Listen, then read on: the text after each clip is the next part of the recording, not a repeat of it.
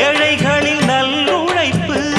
என்ன இங்கு அவர் பிழைப்பு வாழ்வு வரும் என்று எதிர்பார்ப்பு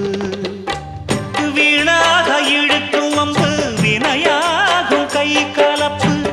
விட்டு விடு சின்ன தம்பி